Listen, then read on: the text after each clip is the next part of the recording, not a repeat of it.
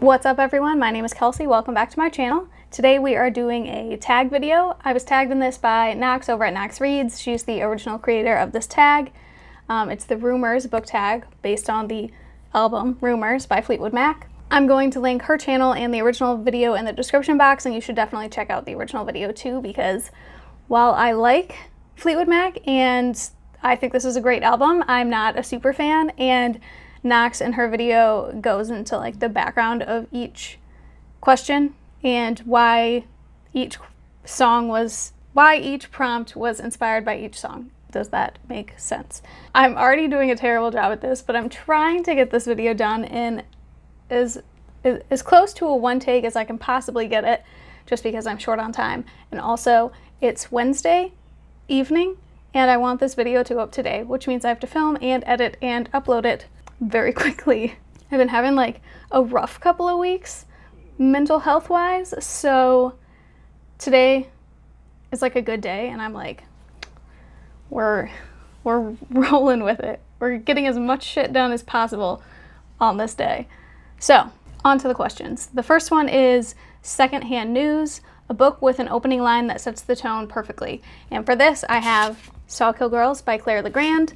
I did a review of this book back when I still did like traditional setup book reviews, and in it I talked about how like the writing in this whole book is very atmospheric and definitely sets a specific tone throughout the whole book. So the first line is everyone knows about the island of Sawkill Rock, and then it goes on to describe some of the rumors about the island, and I feel like this line sounds like innocuous at first, but once you read the book and you get an idea of some of the themes, especially in regards to how society treats women, it has like a bigger meaning, and I really like that about that.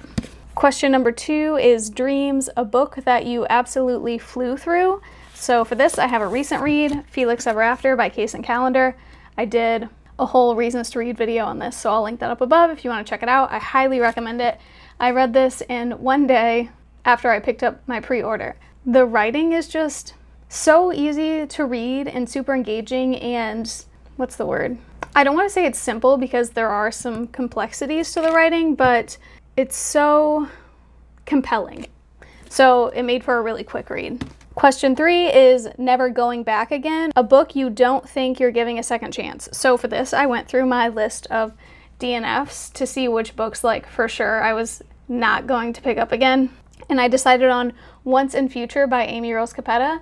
And this is a sci-fi book that's like a retelling of the legend of King Arthur, I think, and I had heard awesome things about the rep in this book, like as far as diversity and gender and sexuality goes, but I think that's kind of all it had going for it. The writing was kind of a mess and the plot was really disjointed, and like scenes didn't work together very well, and none of the characterizations were very firm. Like all of the characters felt very similar when they were speaking and interacting with each other. Also, I'm not super familiar with the legend of King Arthur, and while I was reading it felt like that was almost necessary because I didn't really understand what was going on at all.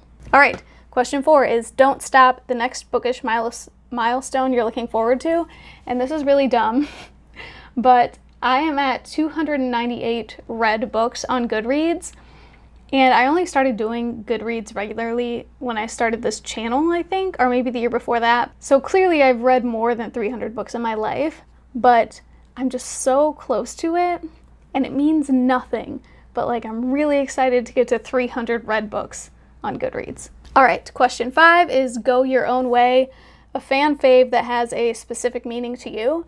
And in Knox's video, she described this as like a popular book that a lot of people love, but that you love for a specific reason that maybe not other people have the same feelings about. So for this, I have Red, White, and Royal Blue by Casey McQuiston, which is a super popular book. Tons of people have read it and loved it. Some people hated it, but that's fine. And it has a specific special meaning to me for 2 reasons. One is when I read this book, I like really strongly related to the main character, Alex, and just the way he acts, and especially how he sometimes forgets things, and how there's one scene where he's working in a campaign office and hours go by and he just doesn't notice anything around him, and he misses dates, and apparently that's like a repeated behavior for him. And I was like, wow, so fucking relatable. But then later, the author tweeted about how a reader had finally asked her about Alex and ADHD, and she said, yes, Alex in this book does have undiagnosed ADHD. And I was like, well, fuck, maybe I have ADHD. So there's that realization. The second reason is when I finished reading this book, I decided to come out, which feels like such a dumb reason, and there probably would have been another catalyst, like it was probably just time and this book was like, just happened along at the right moment. But I finished it and I was like, you know what, fuck it, I'm gonna come out. I'm tired of not being out and I just want to be done with it. So 2 reasons why this book in particular is special to me. Question number 6 is Songbird a comfort read? And for this I have A Darker Shade of Magic by V.E. Schwab, which I have been considering rereading lately just because I feel like I'm in need of a comfort read. And it's comforting because, well, I love it for one, but the world is familiar enough that it's not difficult to understand, but it's still magical enough that it feels like escapism. So it's like that perfect balance. And also I just love all of the characters in this book, and it's always nice to read about characters that you genuinely like and, you know, want them to be happy. Question 7 is The Chain, something bookish that disappoints you but you can't break away from. And for this, I have Maggie Stiefvater, the author, just like in general, okay? Because I love the Raven Cycle, that whole series, and I love the newest book called On the Hawk. I loved her book, The Scorpio Races, which I read this year but really enjoyed, like was very impressed by. But I am consistently disappointed by Maggie Stiefvater, like as a person. My biggest problem is that just like in general, her books don't have a lot of racial diversity, so I feel like it's important to protect what there is. And Maggie Stiefvater never calls out whitewashing of fan art. And she shares fan art where characters been whitewashed. And specifically, I'm referring to Blue from the Raven Cycle, which she has said is half black, but she's whitewashed a lot. And I even understand where that comes from because there aren't a lot of like explicit physical descriptions in these books, but Maggie has said it. She has said that Blue is half black, and you never see it, or you rarely see it in the fan art, and it drives me nuts that she shares fan art without correcting that aspect. She's also just like generally not very active in like any kind of social awareness or just really anything that's not, I don't know. So here's an example, is she recently participated in the Publishing Paid Me hashtag thing on Twitter, which was started by a black author who wanted to call out the discrepancies between what white authors and black authors are paid, and more specifically, black queer authors are paid compared to everyone else. And it took a while, but eventually Maggie participated, but she didn't, it's like she totally missed the purpose of the tag and made it a sort of like knowing your worth kind of thing, instead of being an exposure of a terrible practice in publishing. Like, it was so ignorant. All right, on to question 8. You make loving fun, a character that makes love fun. And for this I have Check Please, and I guess this would be volumes 1 and 2, but Biddy is just a fun character in general, but the way he loves people is also great. And not just his romantic relationships or relationship in these books, but also the way he treats his friends and family and even like acquaintances. He just is so determined to connect with people, and I just love that about him. The man just wants people to be happy. Question 9, I don't want to know. Oh no. Pick the 2 closest books up. Which one would you get rid of to save the other? I feel like I have to go with these 2. So we have Vicious by V.E. Schwab and Check Please by Ngozi Nkazu. So this is hard, but Vicious is, I would describe it as one of my like top 5 favorite books ever. So I'm gonna have to save Vicious and get rid of Check Please. Also, this is just volume 1, so I could still read volume 2 and get my like Biddy fix.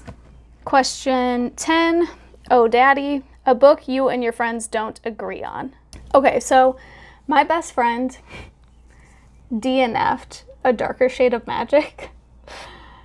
And I just like told you about how much I love it, so you can imagine how upset. I mean, I'm kidding. It wasn't really. It was like a little bit for real upsetting. But I mean, I'm fine now. It's fine. It's fine. It's fine. Okay, question 11. Gold Dust Woman, a relationship that ruins love for you. All right, we're about to rant, okay? Because for this, I have Jude and Carden from The Cruel Prince by Holly Black. And it's like not a secret that I hated this book and I didn't read the second two in the series. And just, I thought the characterization in this book was not good, but I knew what the author was going for. So Jude is supposed to be this like determined, ambitious human girl in a fae world that is tired of being treated like shit and wants to take power any way she can. I didn't think it was very believable, but that's the gist.